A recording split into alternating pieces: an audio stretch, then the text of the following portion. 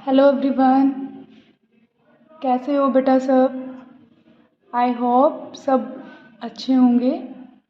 बेटा हमने last video में commercial unit of electrical energy किया था, जो कि हमारी किलो वॉट आवर होती है कमर्शियल यूनिट, और उसके बेसिस पे कुछ न्यूमेरिकल्स किए थे। हमने इलेक्ट्रिसिटी का बिल निकालने के भी क्वेश्चन किए थे। आज हम उसी टॉपिक पे फर्दर न्यूमेरिकल्स करेंगे। देखो न्यूमेरिकल क्या है, ध्यान से समझना।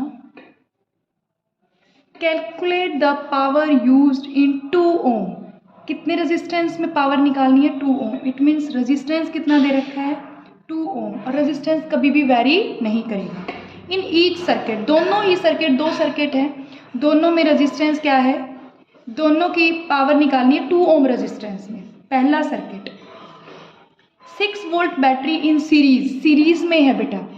सीरीज में हमारी कितनी वोल्ट बैटरी है? 6 वोल्ट बैटरी है 1 ओम और 2 ओम रेजिस्टेंस में।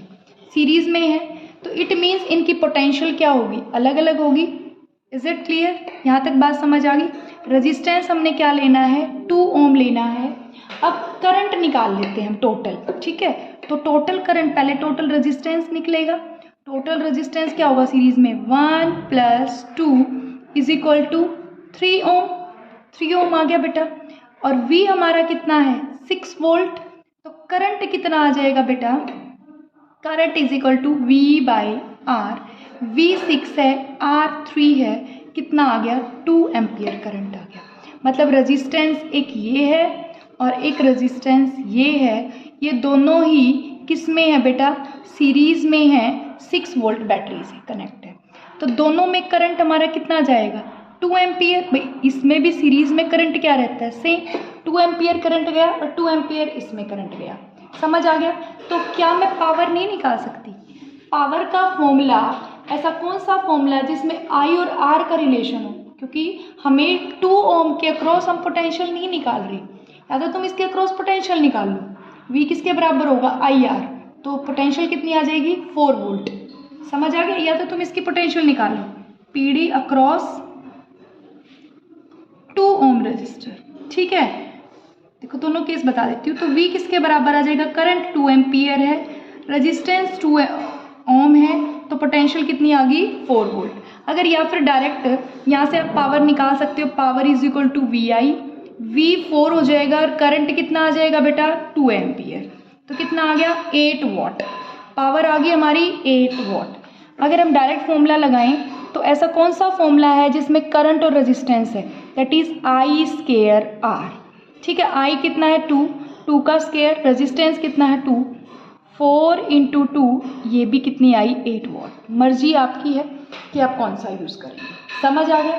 तो यहाँ से हमने हमारी पावर निकल गई 2 ओम के अक्रॉस, ठीक है बेटा।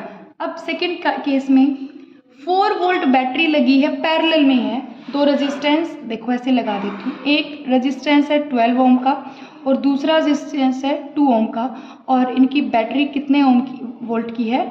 4 वोल्ट की। ये 2 ओम का है और ये 12 ओम है। इसमें इसके अक्रॉस हमें पावर निकालनी है। देखो पोटेंशियल दोनों की सेम है, पैरेलल में है, इट मीन्स इसकी पोटेंशियल 4V है और इसकी भी पोटेंशियल 4V है। तो यहाँ से V और R वाले रिलेशन निकाल के पावर निकाल देते हैं। पावर क्या होता है? V²/R। V कितनी है बेटा? 4। 4 का हो जाएगा स्क्वायर, R कितना है? 2। तो मतलब 4 × 4 = 16/2, कितनी आ गई बेटा? 8 वॉट। Is it clear? यहाँ से हमारे दोनों केस के 8 वॉट। देखो पावर यहाँ से V²/R लगेगा, क्योंकि इस 2 ओम के अक्रॉस मुझे क्या पता है? पोटेंशियल पता है। पैरेलल में है, पैरेलल में पोटेंशियल है सेम। तो फॉर्मूला हम ऐसा लगाएंगे जिसमें पोटेंशियल और रेजिस्टेंस दोनों ही यूज होते हैं। V²/R, यहाँ पे V 4 है, 4 का स्क्वायर, और R किस ओम के अक्रॉस है? अगर इसके अक्रॉस निकालते तो 4² आ जाता। Is it clear? Next question, what is the maximum power in kilowatt में निकालनी है of the appliance that can be connected safely to a 13 ampere. Current कितना है बेटा? 13 एम्पियर और पोटेंशियल कितना है? 230 वोल्ट। ये तो सिंपल, V दे रखा है, I दे रखा, पावर निकालनी है पर किलोवाट में निकालनी है। P is equal to VI, V हमारा 230 है और करंट हमारा 13 है। ये जो भी आंसर आएगा ये वॉट में आएगा, निकाल लेते हैं। 0 एज इट इज, 13 3 ज़ा 39, 3 क्या चला गया, 13 2 ज़ा 26 और 3 29, इतना वोट आ गया। अगर हमें किलो वोट में निकालना है तो इसको किससे डिवाइड कर दूँ, 1000 से डिवाइड, 10 से 10, 2 के बाद पॉइंट, 2.99 किलो वाट, ये आंसर आ गया बेटा। पावर आ गई हमारी किलोवाट में 2.99 kilowatt. Is it clear?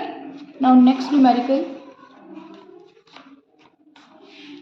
For a heater, एक हीटर है बेटा, रेटेड एट 4 किलोवाट, पावर है इसका मतलब ये, दैट इज 4 किलोवाट, ये इसकी पावर है। एंड 220 वोल्ट, और पोटेंशियल कितना है या वोल्टेज कितनी है, 220 वोल्ट। क्या निकालना है, पहला पार्ट करंट निकालना है। करंट का formula P is equal to VI होता है, ये फॉर्मूला।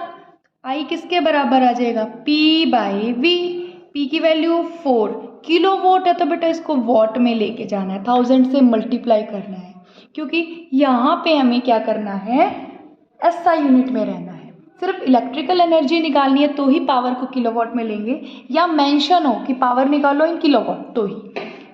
V कितना है, 220, जो कटते हैं उसको काटो, 2 2 ज़ा 4, ये 11, दैट इज 200/11 एम्पियर, इतना करंट आएगा। पॉइंट्स में निकाल देना बेटा, ठीक है, पॉइंट्स में ही निकालने की कोशिश करना, आंसर आपको पॉइंट में ही निकालना, ठीक है। तो ये आ जाएगा 11 1 जा 11.9 चला गया, 11 8 जा समथिंग कुछ इतना आ जाएगा, ठीक है। अब बी पार्ट करते हैं।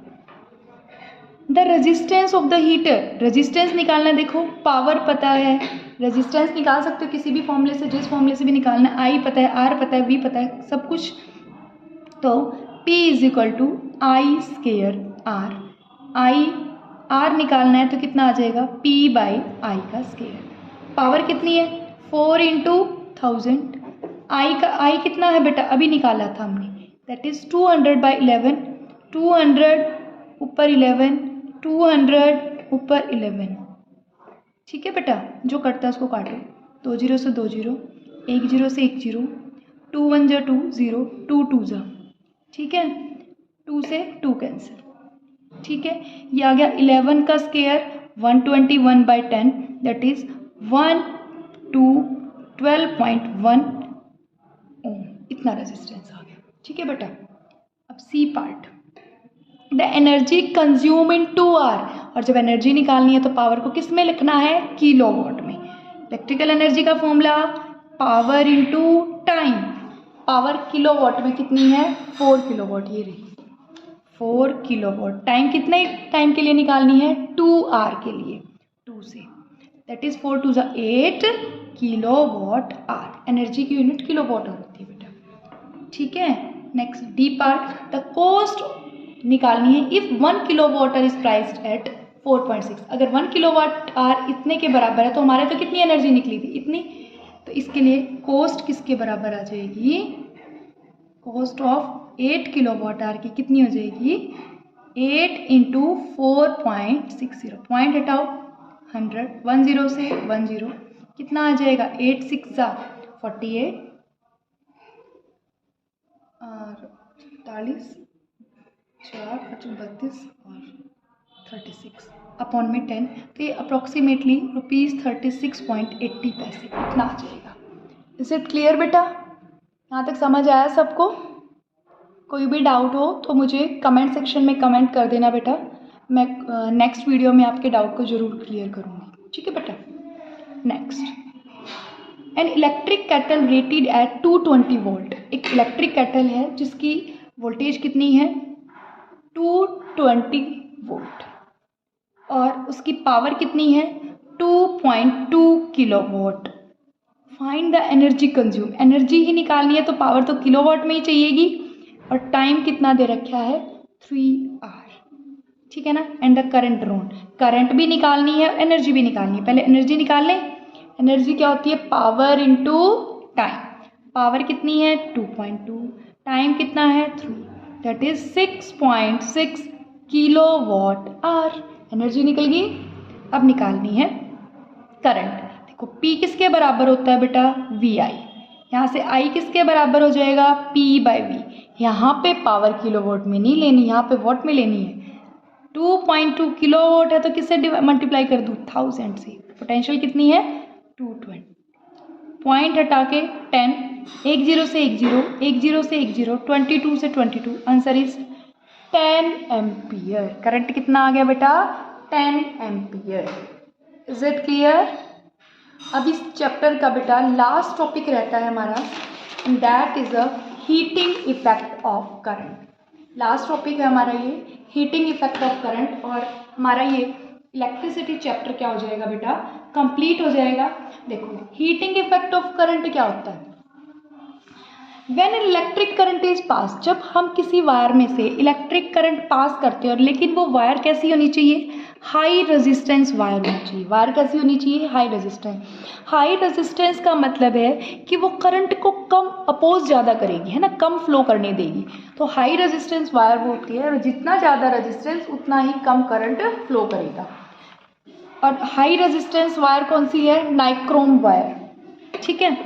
वो जैसे ही तुम पीछे से करंट फ्लो करते जा रहे हो, और हाई रेजिस्टेंस वायर है वो करंट को आगे जाने ही नहीं दे रही, और पीछे से रेगुलर करंट आ रहा है, तो वो क्या हो जाएगी, हॉट हो जाएगी, और क्या प्रोड्यूस करना स्टार्ट कर देगी, हीट। और किसकी वजह से हुआ ये सब, करंट, क्योंकि रेगुलर करंट आ रहा था, रेजिस्टेंस हाईली रेजिस्टेंस वायर थी, और वो करंट को आगे फ्लो नहीं होने दे रही थी।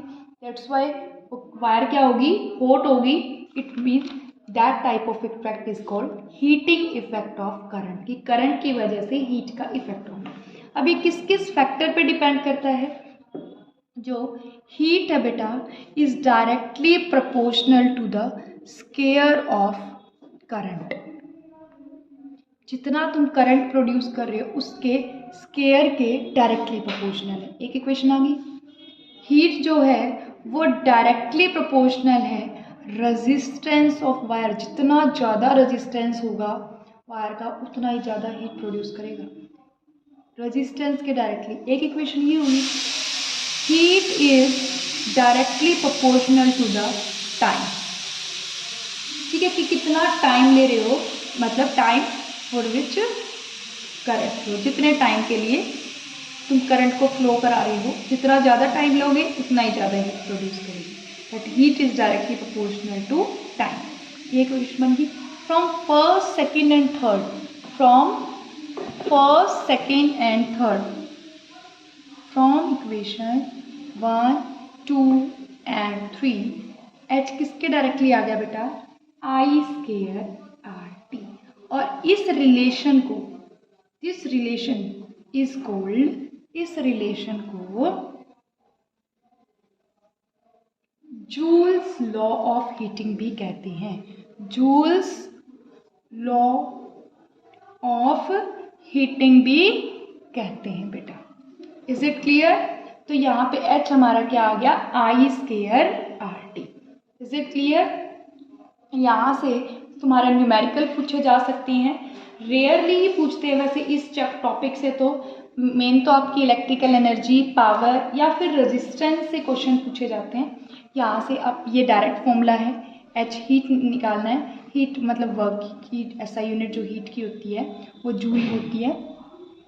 एसआई यूनिट जो वर्क की होती है वही एसआई यूनिट हीट की होती है बेटा। और आप नोट्स भी बना सकते हो बेटा, मेरी वीडियोस को देख के अपनी नोटबुक उठा के बैठा करो, पेन पेंसिल जो भी है अपनी नोटबुक के साथ बैठा करो, साथ के साथ नोट डाउन किया करो, और वीडियोस को पॉज करके न्यूमेरिकल सॉल्व करने की कोशिश किया करो। और फिर जब जैसे ही डाउट आए आप वीडियो को स्टार्ट करके दोबारा से अपने डाउट को क्लियर किया करो बेटा। हमारा ये इलेक्ट्रिसिटी चैप्टर बिल्कुल कंप्लीट हो चुका है। थैंक यू बेटा।